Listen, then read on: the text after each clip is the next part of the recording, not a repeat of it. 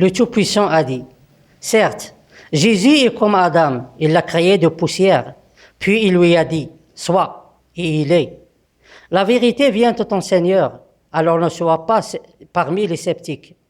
Et si quelqu'un te contredit à son propos, après que tu en es bien informé, alors dis, venez appelons nos fils et vos fils, et nos femmes et vos femmes, et nos propres personnes et vos propres personnes, puis proférons exécration réciproque en appelant la malédiction de Dieu sur les menteurs.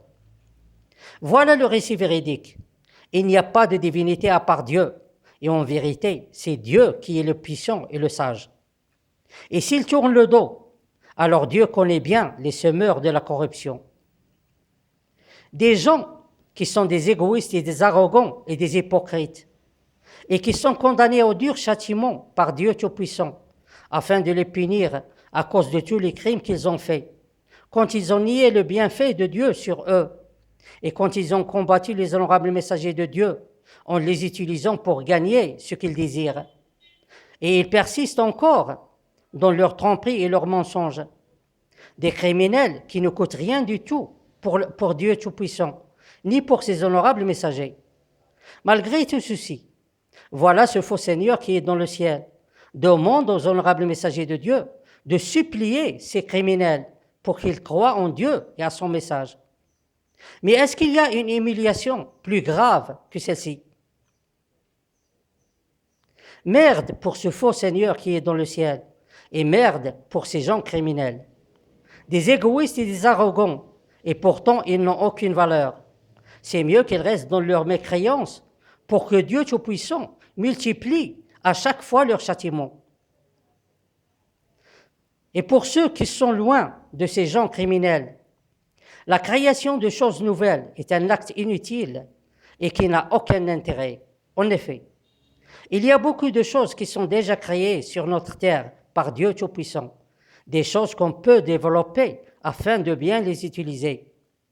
Et les plus importantes choses pour l'être humain sont les choses que l'être humain possède quand toutes les autres choses disparaissent et ne reste avec elles que la poussière, c'est-à-dire le corps humain et son esprit. Et ce sont les plus importantes choses que Dieu Tout-Puissant les a créées pour l'être humain. Et il veut tracer le chemin et leur sort sur cette terre où nous vivons aujourd'hui. Car si Adam s'est occupé de son corps et son esprit, au lieu de s'intéresser à d'autres choses, alors son sort n'aurait pas été la perdition. Et si Jésus, fils de Marie, s'est uniquement occupé du traçage du chemin des choses qui existent et qui sont déjà créées, au lieu de créer de nouvelles choses et de souffler dedans pour satisfaire un groupe de gens qui n'ont aucune valeur, alors personne ne l'aurait considéré comme un Dieu ou un fils de Dieu. Bien sûr, c'est différent avec les honorables messagers de Dieu. En effet, si Dieu Tout-Puissant crée quelque chose, ou donne des exemples, ou n'importe quoi, à travers ses honorables messagers, c'est parce qu'ils ne savent pas au juste ce qui se passe.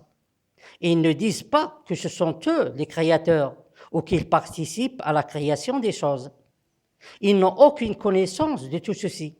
Ils transmettent le message de Dieu Tout-Puissant, et Dieu fait tout ce qu'il veut. Mais ils n'approuvent pas l'idée d'une nouvelle création.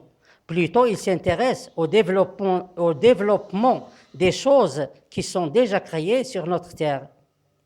Jésus, fils de Marie, a dit un jour, « Ne testez jamais votre Seigneur. » Et Dieu Tout-Puissant dit, « Si quelqu'un veut tester Dieu, alors qu'il le teste dans sa création qui est déjà créée. » Et il a raison, car le fait de créer une nouvelle création est plus simple pour lui de développer et changer son ancienne création. Comme un bâtiment, par exemple, le fait de construire un nouveau bâtiment selon un certain plan est plus simple pour un ingénieur de réformer un ancien bâtiment selon un nouveau plan très différent du premier plan. Il est même parfois impossible. Mais nous parlons ici de Dieu Tout-Puissant et des humains.